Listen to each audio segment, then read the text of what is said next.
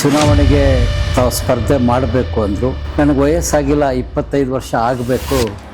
83 ನಂತರ ಸತತವಾಗಿ 4 ಚುನಾವಣೆ ಸ್ಪರ್ಧೆ ಮಾಡಿ ನಾನು ಸೋತು 5ನೇ ಚುನಾವಣೆಯಲ್ಲಿ ಹರಿಹರದ ಶಾಸಕನಾಗಿ ನಾನು ಆಯ್ಕೆಯಾದೆ. ಬಸವನಗೌಡ ಪಟೇಲ್ ಹರೀಶ್ ಎಂಬ ಹೆಸರಿನವನಾದ ನಾನು ಅತಿ ಹಿರಿಯ ಅಧಿಕಾರಿಗಳು ಗೌರವ ಕೊಡದೇ ಇದ್ದಂಥ ಸಂದರ್ಭದಲ್ಲಿ ನಾನು ಯಾರಿಗೂ ಎದುರದೆ ಅದನ್ನು ಖಂಡಿಸ್ತಕ್ಕಂಥದ್ದು, ಅವರನ್ನು ವಿರೋಧಿಸ್ತಕ್ಕಂಥದ್ದು.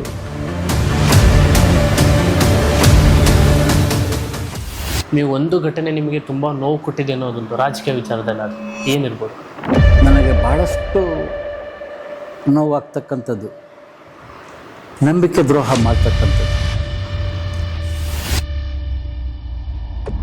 ಇದು ನನಗೆ ಅತೀ ನೋವು ಕೊಡ್ತಕ್ಕಂಥ ಯಾವ್ದಾರ ವಿಚಾರ ಇದ್ದರೆ ಇದು ಮ್ಯಾಚ್ ಫಿಕ್ಸಿಂಗ್ ಅಂತಕ್ಕಂಥದ್ದು.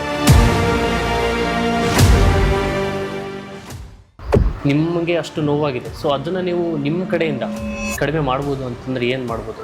ನಮ್ಮ ರಾಜ್ಯದಲ್ಲಿ ಇದು ಹದ್ದು ಮೀರಿ ನಡೀತಾ ಇದೆ.